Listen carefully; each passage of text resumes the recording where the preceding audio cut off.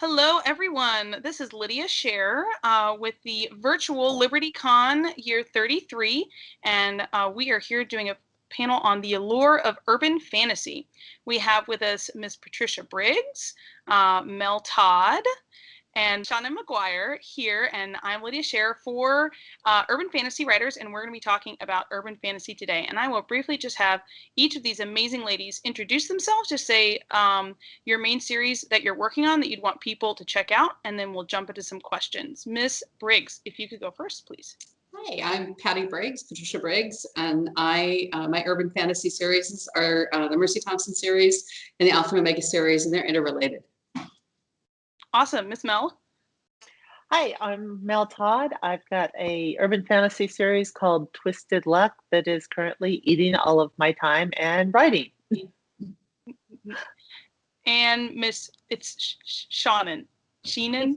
If you have a friend named Sean and you wanted to let them into the house, you'd say, let Sean in.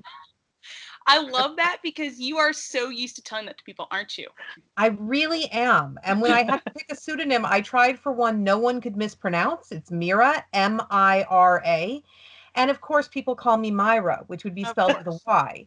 So I have to tell people there, imagine Fran Drescher playing the wicked stepmother in Snow White. Mira. Yeah. That's how you get it. You'd probably have to go with like Mary or Ruth to not be mispronounced or something.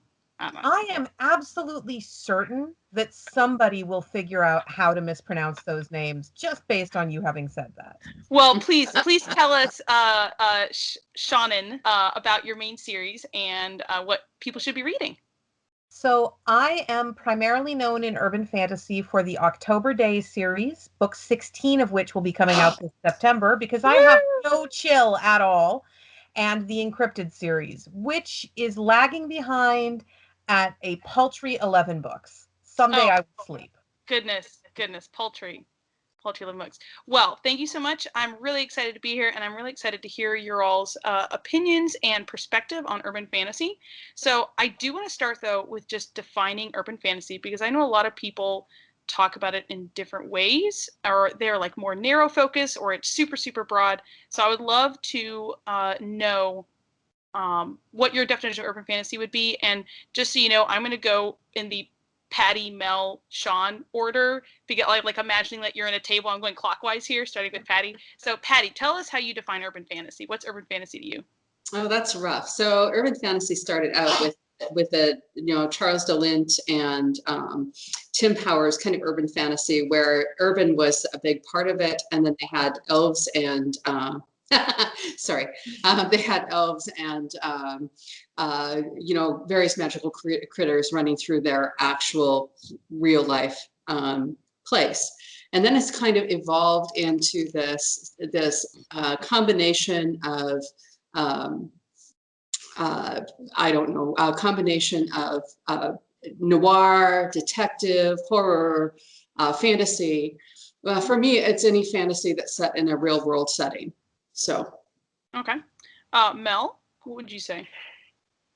Usually, simply because I've been watching it really expand. I mean, you've got everything from Patty's series that's very werewolf and magic to stuff like what Ilona Andrews is writing. For me, it usually tends to be, I regard as an urban fantasy where you have magic and technology meshing together. It doesn't always have to be cell phones and spaceships, but usually if it's just something that's past what you would regard as like medieval fantasy with swords and wagons and stuff, you start talking about cars and boats and stuff. At that point, when you're bringing magic in, you have that urban fantasy. And I've seen some wonderful ones set in Victorian England. I've also seen some set in more Oriental. Yeah, Gail, regard that as urban fantasy. So I think for me, it's really that mesh of magic, and you still have your cell phones, your cars, all of these things that we tend to regard as being modern day meshed in together with it. That's interesting. So for you, the urban is more modern or more technology based, as opposed to urban meaning city, because I've heard some people define it as fantasy in the city. Well, the problem is I grew up reading Thieves' World. I mean, that is nothing but magic in a city, and none of us, I think, would ever call that urban fantasy. Right. You know, you play any of the Dungeons and Dragons, any of that, you're almost always in cities or dungeons. Yeah. You know, and I think that it's that addition of the modern conveniences that you expect to find Yeah. that lifts it into that next genre. Yeah. Seanan, what about you?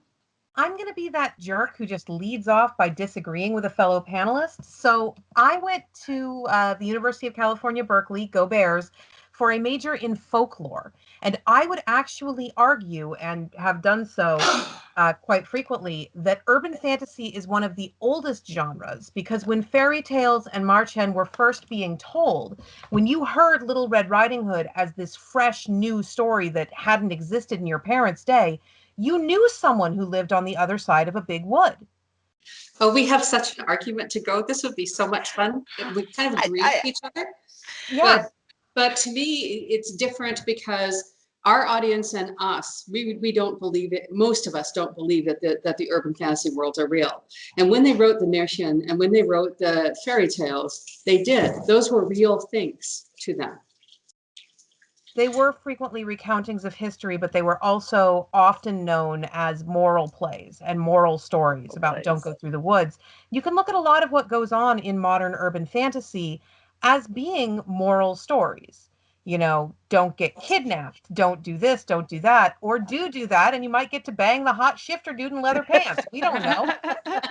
But there I are. don't remember that part in the original Red Riding Hood. Like, I must have missed that part. Not in Red Riding Hood, but in some of the robber bridegroom stories. I mean, I don't know. There's some modern Red Riding Hood retellings with. I'm sure. Usually it's the woodsman, though. So. Yeah.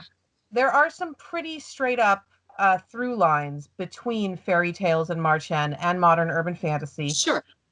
They have been explored academically ad nauseum. And I think we can make a very firm argument for the fact that urban fantasy has always been with us. We have always been telling stories that happened right now. I will agree that modern urban fantasy very much began with the Scribblies, though I think it's interesting that we credit Charles Dalint so much more than we credit Emma Bull, whose War for the Oaks really was the first mainstream success. No, it's the whole bunch. I mean, a bunch of those people that were writing about that time. I mean, Mercedes Lackey should be in there too. I'm curious, Mel, what would you call your Kaled Chronicles? Are those urban fantasy or are those sci-fi? Those, I specifically named them as urban science fiction. Urban science fiction, okay. I'm purposely in that series. I am doing magic-like things like shifters, etc., but I'm doing it with science. For the science-based reason, yeah. Yeah. Yeah, like I've seen like World War Z. I mean, not really. World War Z isn't really. I guess it's urban science fiction, or different stories about zombies being a science virus as opposed to something else. What about Harry Potter? Would we call Harry Potter urban fantasy, or is that more modern fantasy, or is it the same thing? It doesn't have, so we have a couple of things. It doesn't really have the modern if you're talking about urban fantasy as a defined genre for, you know, with solid walls and things, that's one thing. If you're talking about urban fantasy as a genre that we use to sell books to readers, then Harry Potter does not belong in that genre. If you're talking about, it's sort of like saying Anne Rice has all of everything about Anne Rice's Interview with a Vampire series it should fit really well with urban fantasy, and it doesn't at all, any more than Danielle Steele writes romances, even though her books have all of the pieces of romances. People who love romances don't read Danielle Steele as a romance book. So a lot of times genre, as we're trying to sell that to people, sell it to readers, is a different, slightly different matter than genre as a literary definition. So what genre would you put it in, Patty? Is that young fantasy? adult? It's young adult. It's coming of age. It's the Wizard School, which Diana Payne did many years ago. Which, I mean, I remember when I was a kid picking up books and going, "Oh, this is another Wizard School book." So there's a lot of people that have done that, and I know Seanan can name about 12 more people. And the British boarding school novel is an entire genre. It has tropes, it has rules. Yes. that have been set over the course of, at this point, I think at least 100 years. And Mhm. any of the wizard school, you'll note that most of the successful wizard school stories have come from British authors. Yeah. That's because they're actually writing British boarding school stories that just have magic grafted on. Yeah, well, Yeah. it's a culture. It's a culture that they have that is not as prevalent in America. It's interesting that I'd never heard of like wizard school as a bigger genre by itself. I definitely heard of it as a niche of like fantasy. So I definitely find that very interesting because yeah, I don't think Harry Potter fits in urban fantasy very well, but I would call it modern fantasy and as an umbrella term. And I'm curious, Patty, you use YA as a genre term, which it is. It's a genre, but YA doesn't tell us anything. It could be science fiction YA, it could be action adventure YA, it could be So lit YA lit, it could be anything. right. So my mother was a librarian and she would classify books. And you start with a big classification, just like you do with an animal. You start with a big classification and bring it down. So it's not true for all YA published novels. So for instance, The Forgotten Beasts of Eld was originally published as a YA novel. No, it was originally published as a YA novel, and I would not have ever classified that as a YA novel. Say Robin McKinley's Beauty, which found a new bunch of readers when they republished all of her books as YA. When I read them as just general fantasy fiction. Yeah, fantasy. So there's some books that transcend that, but I think that the Harry Potter books in particular are definitely YA. Yeah. That's just, you know, you wouldn't say, oh, this is just a general, you wouldn't give somebody the first Harry Potter book and say, here's a fantasy book to read. Yeah. You would say, this is a fantasy book aimed at kids. Maybe the last one, but it doesn't make any sense unless you read the whole. Yeah. So I'm going to skip the next question I was going to ask, which was why do we love urban fantasy so much? And be specific. What attracts you most to reading and writing urban fantasy? And I'm going to go around the other counterclockwise, start with me and then go to Seanan. I specifically love the realness and relatable factor of urban fantasy. In reading, I like reading about situations that I myself can have been in, like the guy in the bar. I mean, not that I go to bars a whole lot, but you know, settings that I've actually been in or situations like work situations. I love like magic work situations, you know, like the terrible, boring office job of, you know, the magic police department or, you know, situations that any human being can kind of relate to, but throwing magic into that. And I also really like the way it uses mythology and, you know, like Seanan was saying, those elements of folklore to kind of weave deep cultural and psychological like factors into the story. And so reading and writing, for both those reasons, urban fantasy is one of my favorite genres. So what do you think, Seanan? I think, again, I went to school for a folklore degree. I really don't want to have wasted 5 years of my life. I also like the book that I went and got as a prop. This is Catherine Briggs' Dictionary to the Folklore of the British Isles. Someone has to die for you to get a copy of this book. I have a complete Arne Thompson that was actually purchased when the state folklorist of Minnesota retired. Like, and I can tax deduct these because I write urban fantasy. Of course. And that is the best reason to keep writing urban fantasy ever is I can buy ridiculous, overpriced academic books that I will then never read because I'm afraid of touching the paper with my hands, and take them off my taxes. I love Catherine Briggs. No relation. I love her stuff. Yeah, I was so excited the first time I saw one of your books because I assumed there was a relation. Like, I'm so sorry. No. it's okay. It's okay. Not everyone can be related, but Catherine Briggs was a frickin' genius, and I really wish I had been able to meet her. Oh, what about you, Mel? Well, other than I'm totally jealous and think that that's a perfectly valid reason to be writing urban fantasy so you can write off more books than what I already am planning on writing off. Honestly, for me, I really like taking the real world and going, okay, if I add magic to this, how can I twist it? And sometimes I have a lot of fun, and I'm very much one of those domino people. Okay, so if I flick this, well, what happens next? Well, if that changes, what happens? And in fact, my series has been a couple people, Declan Flynn, is trying to get it up for a Dragon Award in alternate history, because I did so much of that all the way back to going, okay, well, if magic appeared in the 1850s, how does everything change? And I love getting to see how can I tweak and change some things. And sometimes it's for the better. Some things are really awesome, and other things are absolutely horrible. And that's just a lot of fun to see how can I play with stuff in my own little world. And because it's magic, I get that immediate suspension of disbelief that I couldn't get away with if I was writing a straight thriller or political or even a contemporary novel. You get the whole, but that doesn't work like that. Well, I have magic, so it does. Yeah. Patty? So for me, the thing I like best about urban fantasy is how many really good storytellers are working in it.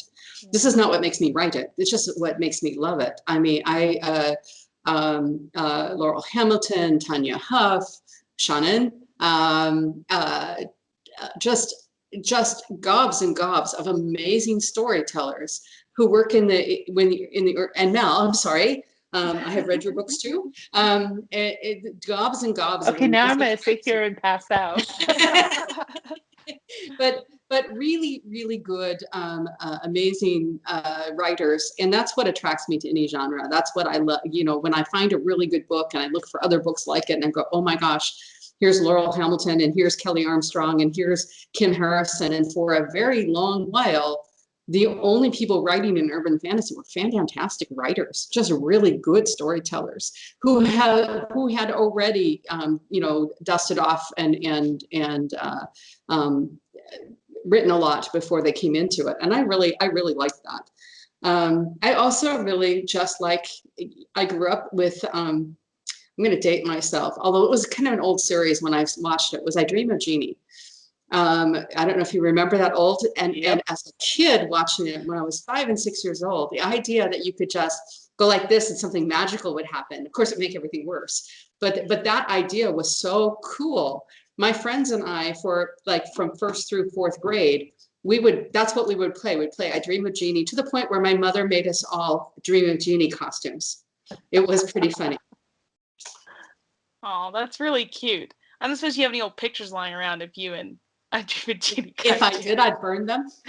Okay, well that answers that. What element would you say? So we're talking about the allure of urban fantasy. What would you say is the biggest urban fantasy allure of your own series? And pick, like, I know Patty's got 2 main series that you work with, so maybe just pick one. But as writers, there's the parts that we like the best. There's the parts that our readers like best, like a character or something, or maybe a mechanic. There's also the part that does best for marketing purposes, So what do you think is the most alluring aspect of your own urban fantasy that you keep going throughout the series? Patty, let's start with you. Also, your kitty is adorable, Seanan. I'm very jealous.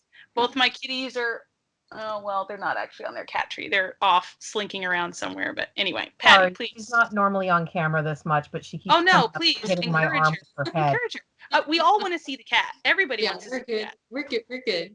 I think the thing that keeps people coming back to the series more than anything else is the Dan Dos Santos covers. I will not lie. Oh my God. So yes, he is such a good artist. Not only good artist, which is true, and he's a craftsman, but he really understands what makes the covers work. He understands what people are looking for when they're looking for urban fantasy. So there's always, he just does I can't tell you how lucky I was that I was one of his very early covers, and so I snagged him right off of the just starting shelf, and that he's been willing to take this trek with me. It's been really fun. I will definitely say that your Dan DeSanta or your Mercy Thompson covers, Alpha and Omega are really pretty covers too. But it's your Mercy with her tattoos and all of her stuff, which she doesn't have all those tattoos. I talked to Dan DeSantos at LibertyCon 30, and he's like, yeah, she doesn't have all those tattoos for real, but the publisher wanted, this stuff in there. So Yeah, it was when I started writing them. If somebody had that many tattoos in the Tri-Cities and you're walking down the street, people would have crossed the street not to walk next to them because this is a pretty conservative kind of um, town. yeah. Now it wouldn't matter because tattoos are much more accepted. But back in 2005, when I started the first one, it was Yeah. a different matter. Yeah. And we just loved the tattoos he put on there, and we decided to change them up each book. And for a while, it felt like an inside joke that only Ann Sowers, my editor, Dan Dos Santos, and I knew about because I talked about it every time I got up in front of people. People said, "What is it with the tattoos?" And I have to explain it again. And the tattoos on the new cover for Soul Taken are so cool. So Yeah. cool. I It's have not to, out. Go ahead. I have to tell everybody, guys, we need to do a little bowing to Patty right now because Soul Taken is up on Amazon. There is no cover yet, just a pre-order link, and it's already a bestseller. So let's all Way to go. bow to Amazing. Patty. You have achieved the Okay, dream. it's not finished yet. You better my favorite moments are when it's on the bestseller list of the pirate sites, and I haven't turned it in yet either. And I want to buy one to see what they did to the end of the book, and maybe I can skip some steps. But no, yeah, no, it's not written yet. But that's very flattering, and I think people are awesome. Well, you're pretty awesome too, Patty. So there is that. Thank you. Mel, please tell us what unique, cool Allure is like the thing in your urban fantasy series. So In your that's one of opinion. those things. No. I'm not going to give my opinion Okay, because in your what I your think reader's opinion. and what my readers have told me are two totally different things. Well, maybe we should hear both. Like, I'm interested in both, honestly. Can you tell us both? So my big thing is for various reasons, I don't write romance in pretty much anything I write anymore. There's no romance. And I wanted to write an urban fantasy series that didn't have the romance lead in it because while I don't necessarily mind it, sometimes I feel like some of the UF I'm reading is half story, half erotica. And I'm like, I really just want story. I'm not saying it's bad. There's sometimes I'm in the mood for it. But I'm thinking I'm just going to write about a girl trying to get through life, no romance, no lead. Let's see where it goes. And I am not somebody who goes, oh, I need a character that does this. I usually think of, oh, well, she has a best friend. And then the best friend just kind of appears. And I have very little control over how that character is. They're very much show up in my brain and beat on me.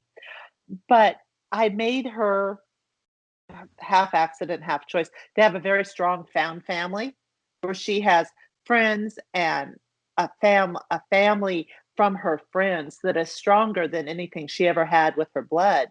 And I've had so many readers go, thank you for showing that you can have non-toxic relationships, that you can walk away when it is one, and that the family that you choose can be way better than the family you're born to. And that just kind of surprised me because it wasn't anything that I had actively planned on doing. It wasn't part of my storyline. It's just that's who those characters were. Now, there's always certain tropes that, like, I hate the trope of, hey, this is my best friend. They're my best friend, and they betray him at the last minute. It just bugs me because my best friends would never do that. They would be there killing the other person as opposed to betraying. Yeah. And I didn't want to write any of those tropes. I wanted to write a best friend who was a best friend. Yeah. And it's apparently really struck a chord with people that they like seeing the actual healthy stuff. And I make the twists and the danger, everything come from outside, not from inside. Yeah. Yeah. That sounds And yes, wonderful. I talk with my hands a lot, obviously. Oh, do. That sounds amazing because we need even adult readers. Like, I'm not even talking about kids. Adult readers need good role models in the books that we're reading, and not have everything just be drama. It's all terrible. Who can you trust? I really like that. I haven't had a chance to pick up your books yet, Mel. But that definitely makes me want to read them. I love books with strong, especially strong same-sex friendships, where they're just in like sisterhood, brotherhood. Where they're just tight as anything and nothing can come between them. And yeah, they'll murder people for each other and hide them in a trunk or whatever. So Sean, I had a lot of fun with it. I mean, I really did, because I brought her into a Latina family, and that family went, "Oh, you're ours now." yep. Oh, as they do, as they do. Mhm. Was there? So that's what your readers think. Were you going to tell us what you think, Mel? What you think? I just thought that it would be interesting because the character came out as asexual. And part of that was just like, well, why isn't she interested in romance? Well, right now she's just too busy. When life is blowing up, dating just isn't in your game plan.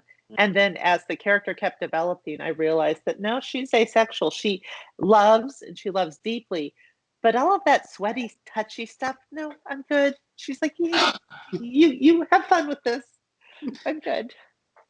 That's interesting as well. I can't relate to that because I'm not that way. So I'd be really interested to read that protagonist. Yeah, I'd be really interested to read that protagonist. Shannon, what about you? Tell us all about your series. I mean, which series would you pick to talk about? The October Day one? So I think both. This has been like the most I just go, I'm an academic on a panel in a long time. But I think the appeal of both of them is I did I didn't do a creative writing background. I don't have an English background. I have a folklore background. I have a this story metastasizes and becomes 90 different stories in slightly different variants over the course of centuries background. And so I think in ridiculously long games. Hmm. If you pick up the October Day books, the title of the first one is literally a broadcast clue of what happens in the eighth one. And that is how I put everything together. So people keep coming back for the most part, not because they're super attracted to my idea of urban fantasy over anyone else's, but because I am playing such a very long and intricate plot game. People have learned for the most part to trust me, which was the most frustrating part of being a new author. You know that you know what you're doing, but nobody else knows that you know what you're doing. And so Yeah. they're constantly calling you out on mistakes that were not mistakes at all. And people have mostly stopped doing that, for which I am extraordinarily grateful because it makes me really cranky. But I think that the appeal of my urban fantasy is that people don't hit a point where they go, oh God, it's book 12. Does she understand how she's wrapping this up? Yeah. Are we going to be reading October Day Goes to the Nursing Home? Like, what's going on here? That is really awesome, and I am very interested in reading your series as well. I have been hard put keeping up with Patty over here and Faith Hunter because they keep coming out with more books. So I'm gonna have to add October Day series to my rotation of October Day and the Twisted Luck series to those rotations. But I did go through and just briefly look at your titles and kind of the synopses of that October Day series, and I noticed like the really intricate folklore like jumping out of the pages at me, and that was certainly very interesting. I realize now that I never introduced myself at the beginning, but I write the Lily Singer Adventures, Love Lies and Hocus Pocus, the Lily Singer Adventures, and it's urban fantasy, witches and wizards. There is a fae world, but it is very much more along the lines of Patty's fae, not sexy fae, not things you can interbreed with, very, fae that would eat you if you're not careful. And so, but the other elements, urban fantasy elements in it would be angels and demons. So almost like trying to think of a good example, and I can't off the top of my head, but like the forces of the heavens and the forces of the darkness beneath, and then the earth and the fae caught between. So it's kind of fae, angels, and demons with wizards and witches on earth. And I use a lot of Sumerian and Babylonian mythology and historical references.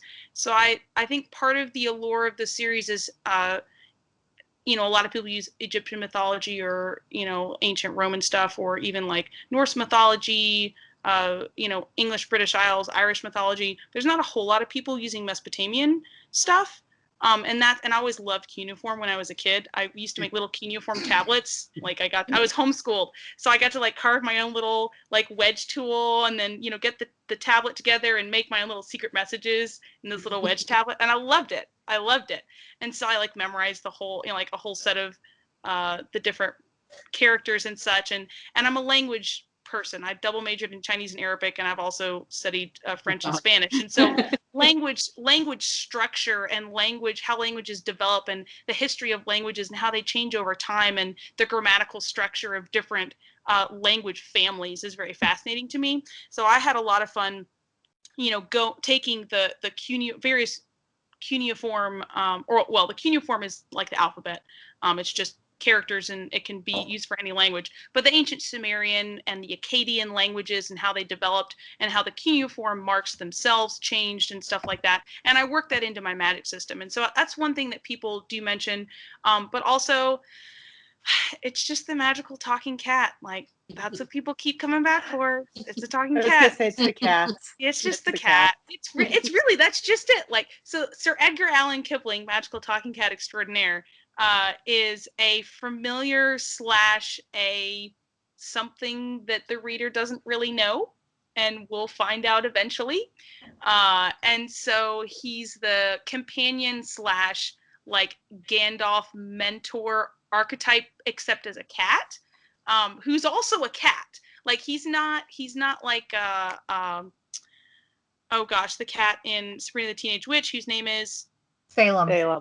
He's not like Salem. He's a human who got turned into a cat. He was a cat, just a normal cat. And then he poked his nose where it didn't belong. And then all of a sudden, he licked like a magical tablet. And all of a sudden, Lily wakes up with a talking cat on her chest. And anyway, he talks and says snarky things like pride is unbecoming to humans. Only cats and dragons do it justice. And so I just have a lot of fun. I can get away with so many things with this cat. So many things.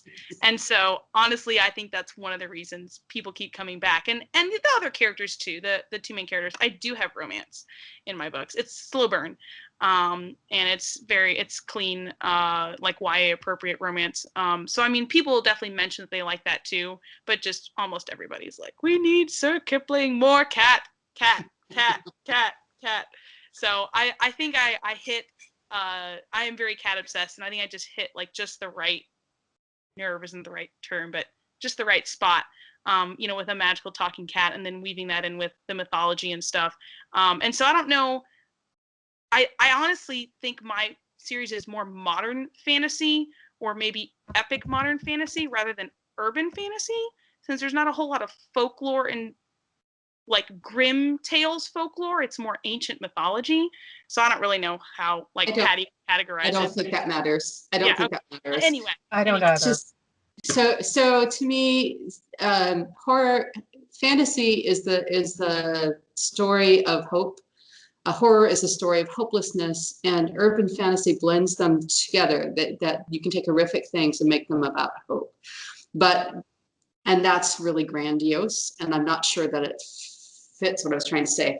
But anyway, anything can be an urban fantasy. If it feels like an urban fantasy, it's an urban fantasy. It's just like when I was at Swords Point, Ellen Kushner's At Swords Point, which is an amazing fantasy novel during which there is no magic at all. And nobody in their right mind who read it would not think it was a fantasy novel. So you can break the rules of the genre if you have the tone and the feel of the genre right. It still feels like urban fantasy. And then you can take every trope in the book that's supposed to make it an urban fantasy, put it together, and end up with something that's not urban fantasy. Yeah. So Neil Gaiman's American Gods is not urban fantasy. No. It's modern fantasy. No. It's modern epic, but it contains every single element that you could say needs to be in an urban fantasy. Carol Nelson Douglas's Delilah Street books, on the other hand, are really more cyberpunk post-dystopia, and they are actively urban fantasy. Yeah. The nice thing about fantasy is it is forgiving, unlike romance. You mentioned earlier conflating urban fantasy and paranormal romance. That is something that literally makes me see purple.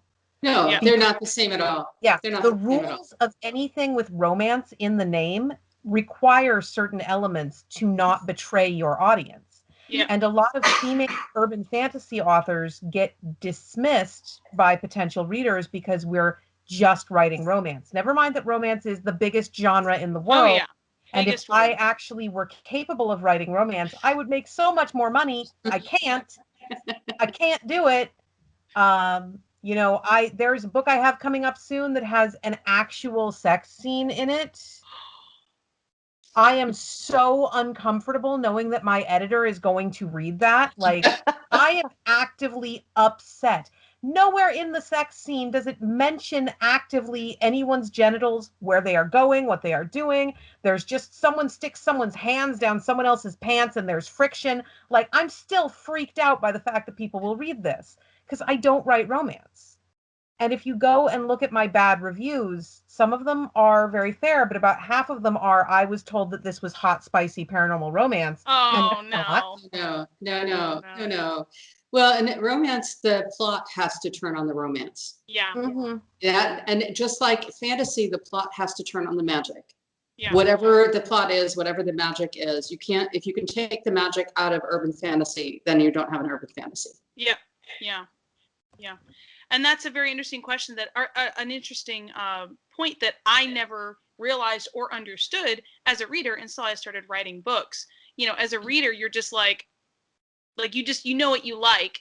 You can't really define it. You don't really know. Now, of course, some readers might. You know, I was just a generic average reader. I wasn't super into understanding all the genres. But that is a very interesting point. The what is romantic fantasy versus fantasy romance.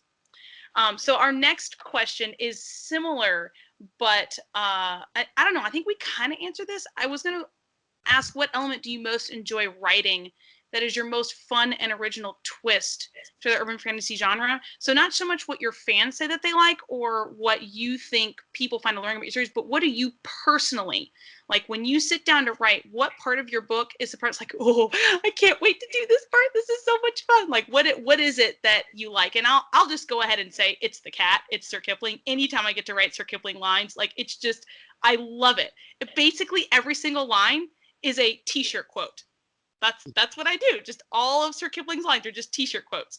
And I love writing a cat and getting to get away with saying kind of things that humans couldn't get away with saying as a cat. But anybody who's seen or known a cat ever can imagine how much fun it is writing a cat. Sean, let's start with Seanan and go. Well, I see you guys in a circle. Like, there's like Seanan and then Mel and then Patty. I So think we we'll all start see with each other in different circles, so you'll have to Yes. call us. Okay, Seanan. What is your favorite part of writing your series? Honestly, dialogue. I started out in fan fiction and didn't have to deal a lot with the stuff that wasn't people talking to each other. And really, what I enjoy the most is people talking to each other and having actual communication. Like, half of my characters need therapy, the other half don't need it because they're actually in it. It's amazing. And having those conversations and being able to let characters talk to each other and being able to let them talk through their problems and sometimes have the conversations that I don't have the space to have in my real life. That, you know, everything is awful and stressful, but because I have to deal with a world where things have consequences, I'm not necessarily going to ask the person that drives me to my Weight Watchers meeting why they haven't showered in 3 days. Toby can just do that. The thing. Yeah. Amazing. That sounds like so much fun. I definitely have a lot of books to add to my reading list. Mel, how about you? So in my world, there's multiple realms. There's the spirit realm, the order realm, and the chaos realm. And each of those realms have things called denizens. And I came up with, started using that word because they aren't fae, they aren't demigods, they're various denizens. Well, I've got a gorgon, I've got an orgon, a griffin, a phoenix, and a calf, which is just a giant cat that has opposable thumbs. Writing those is just hilarious because none of them think like humans do at all. They don't react to things like humans do. And every so often, when you're writing from somebody that doesn't have human reactions, it's really amusing the stuff you can come up with. Like, my main character is getting up to do a duel with another mage, and her familiar is like, so when you kill her, can I eat her? And she looks at him, she's like, I don't think humans taste as good as you think they do. He's like, yeah, hot sauce solves everything. and she's just rolling her eyes as she walks away. And it's stuff like that, that being able to play with characters that if they were a person, my readers would hate. And most readers would hate, because you can't usually get that level of jerkiness in human characters. You can do that in non-human characters a lot. Mel, I feel like you and I are like lost soulmates or something, because this is exactly what I was like thinking with Sir Kipling, and it just maybe that's why we get along well at conventions. So, hey Patty, oh, go ahead, Mel. Go ahead. Go. I'm good. Patty, what about you? What's your favorite thing? I like writing characters. I don't know whether it doesn't matter to me, dialogue or whatever. I just like seeing my imaginary friends go about their days, and who they interact with, and how I can torture them and make things awful for them. And in my most recent book, I have to say, in Wild Sign, my favorite part was the squid sex, which made me, and it was off scene. Nobody could hear it, or nobody could see it. They just got to hear it, and it made me snort, pop out my nose. It was so much fun to write. So it just depends on the book, but it's mostly the characters. I like playing with imaginary people. They do what I tell them. They do. Patty, you're one of few, I feel like, because most authors, I think, do have trouble with their characters sometimes. So next question, how do you choose how to work in mythology and urban fantasy elements into your stories? How do you choose how canon to be or how not canon? How close to stick to the original, even though, as Seanan accurately points out, there's very many different versions of the original, and what to tweak to fit to your own story. And I think Patty is a great person to start with this, because you just have so many not so much mythology, but urban fantasy and like legend elements in your fiction. So tell us a little bit about that process, how that. So I didn't go to school to learn about folklore, but my sister, who was 4 years older than I am, read to me every night a story from a fairy tale that I picked and one that she picked. And that went on for years. So by the time I was in like third grade, I was the only one who knew who, I just lost his name. I think it's Jack Wellington's cat was, and things. So I knew a lot of stories and things that I have in the back of my head that, I just learned growing up. I read every fairy tale book that was in my library 4 or 5 times. I went through a period of time where I read every Robin Hood book that was ever written about, and some of them are really bad.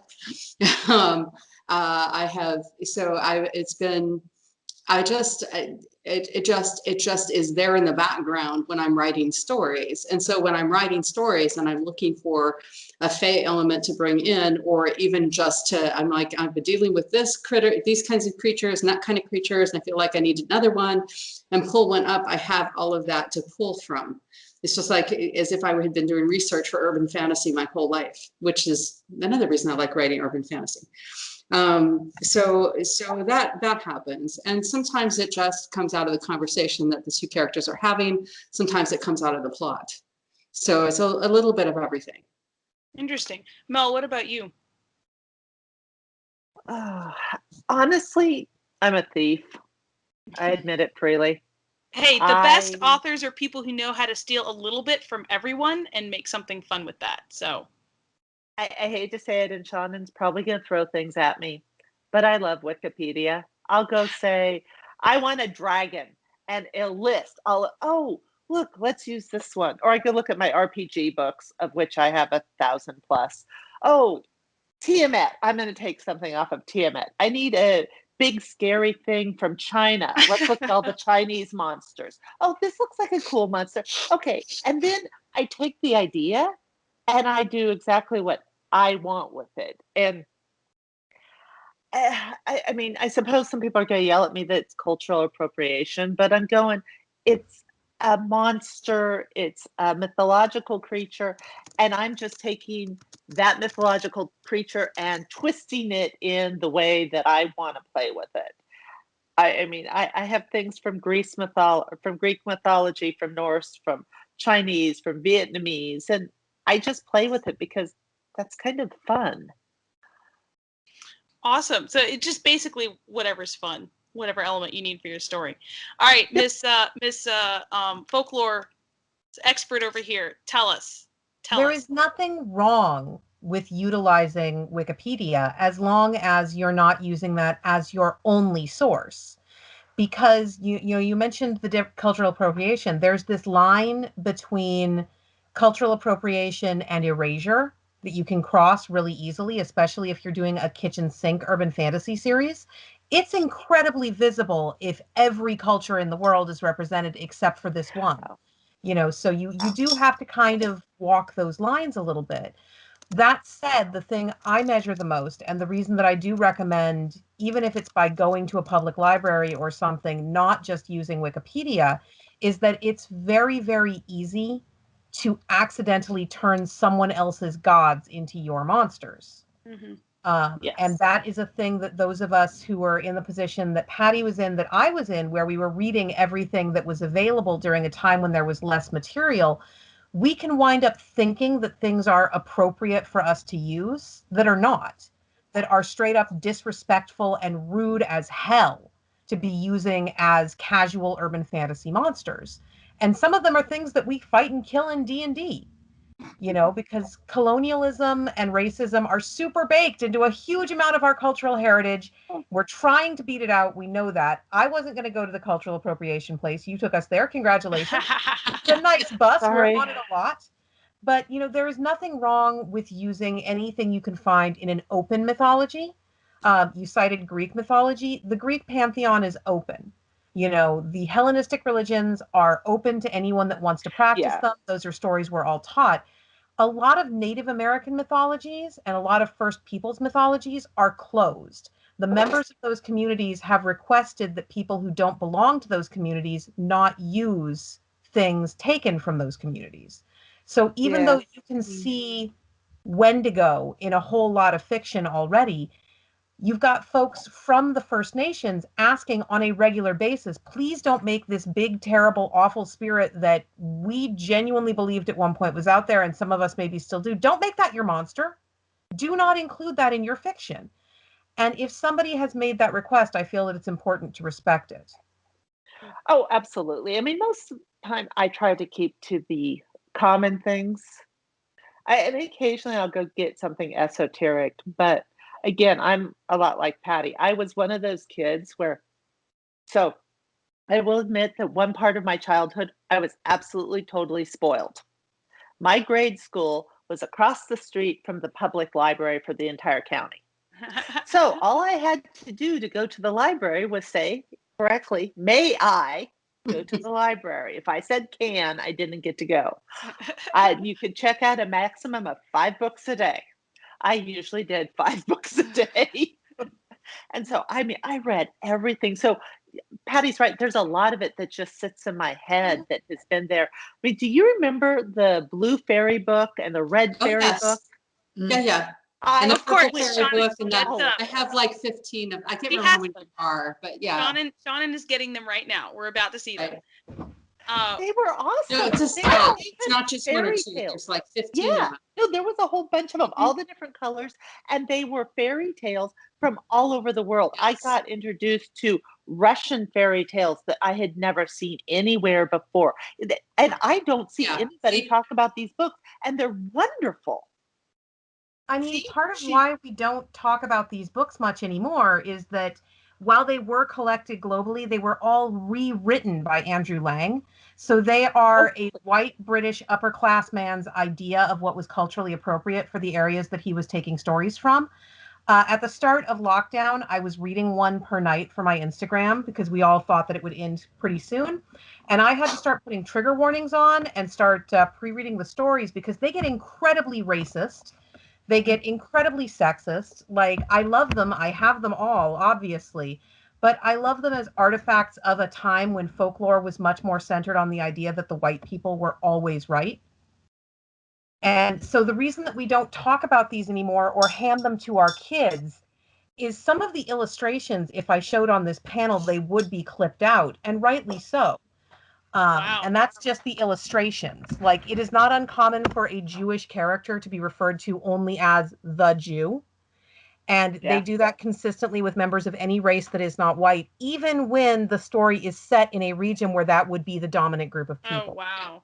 Wow. Yeah, Yeah. I remember the Times have Russian changed. or the Pole. Yeah. Yeah. Yeah. Yeah. Well, then I guess it's good for me then that I pull all my stuff from ancient Mesopotamia, like the oldest of the old that's buried under the sands Right. of the Middle East. So I don't really have a lot of conflict with living cultures or living peoples.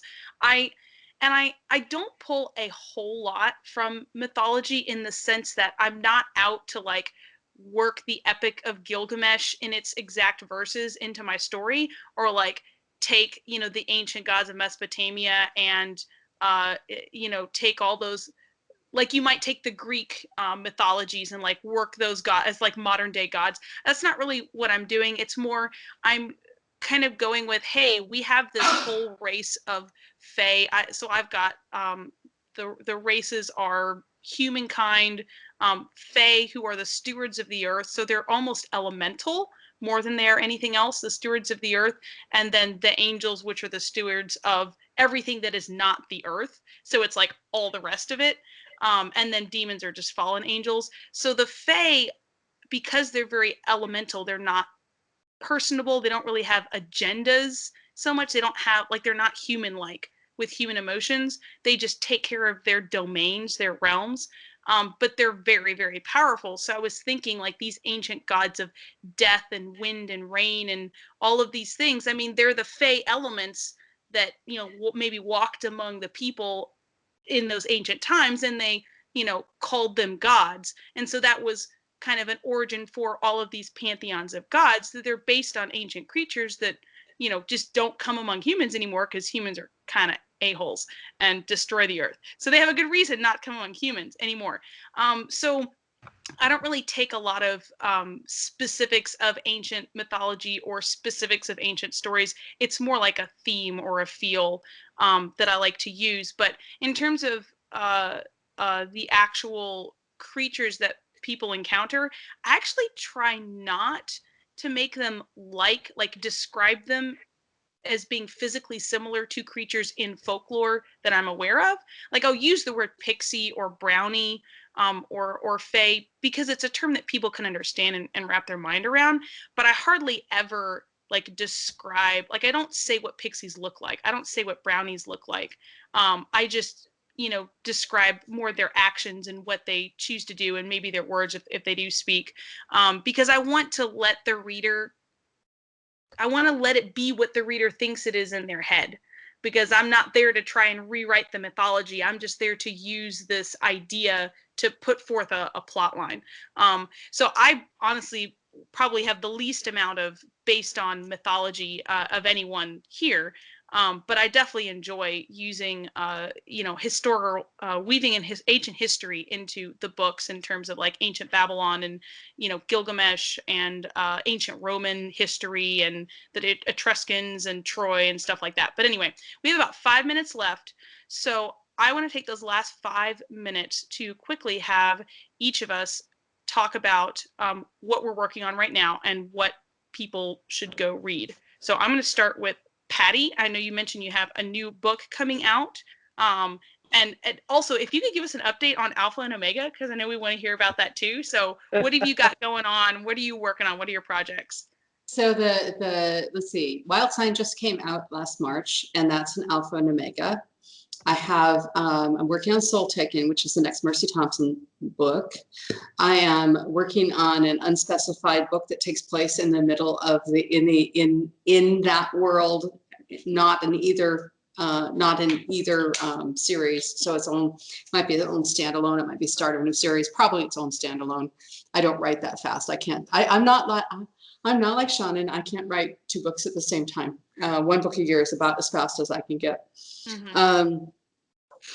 So that's what I've been doing.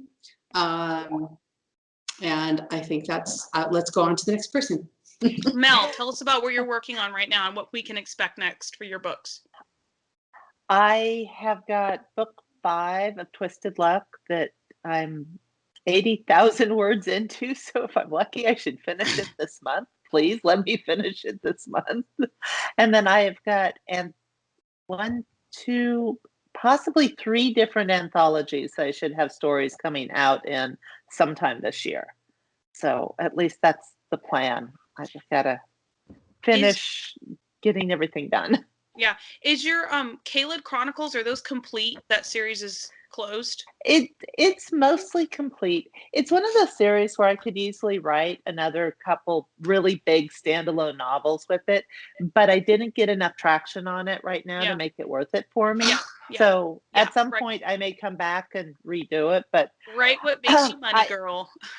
that's pretty much, yeah. I'm a capitalist. I need money, please. Thank you very much. Awesome. Seanan, what about you? So I only have 3 books left for this year. There are 3 of me. I know, right? I have no chill and I don't sleep. There are, people forget my first book came out in 2009. I have written all or part of everything you can see. I don't sleep. There are actually 3 of me. I am Seanan McGuire, but I am also Asphodel Deborah Baker, who writes middle grade, and Mira Grant, who writes biomedical science fiction thrillers. And all 3 of me have a book coming out. Yay! Seanan has the 15th October Day book coming out in September, and that is When Sorrows Come, aka I put off the wedding as long as I possibly could, but it's no longer a spoiler to say it's happening because it's on the frickin' cover. And then the second of the A. Deborah Baker books comes out in October, and that's Along the Saltwise Sea.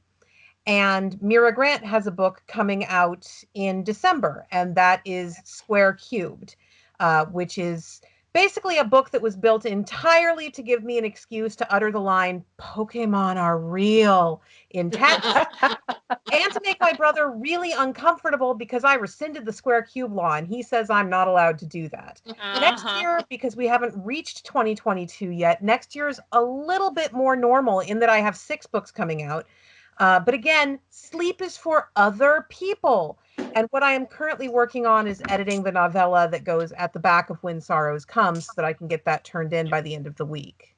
Well, I'll go real quick and make sure we wrap up by 9:05. I have the 7th book in my Lily Singer Adventures Love, Lies, and Hocus Pocus Kindred, and it is about 3 times as long as twice as long as the last book, but 3 times as long as most of the other books in the series. It was not supposed to be that long, but it ended up that long. But my readers are excited about it. I'm like, oh, but my readers are like, yay! How long is 3 times as long? So the first couple books were in the 70 to 80,000 words range. My 6th book was 120,000. This one's 180,000.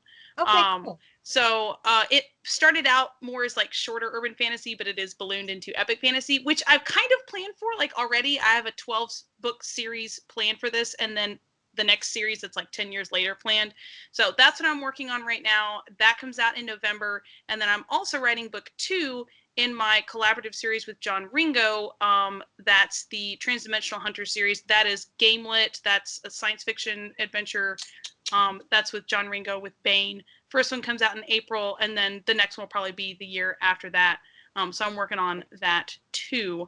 But yeah, so Daw is responsible for October Day, Encrypted, and Ghost Roads. Orbit is responsible for Parasitology, Newsflesh, and The Murder Mermaids, which we've never actually titled. Most of my shorter Mira Grant books come out through Subterranean Press, and then Tor.com handles the Wayward Children books and the Seasonal Monarchs books and A. Deborah Baker. Sounds good. Well, I think that's a wrap, ladies, to let Michael edit this properly. So thank you so much for talking and coming, and thank you everyone who's watching. Good night. Bye, Good guys. night.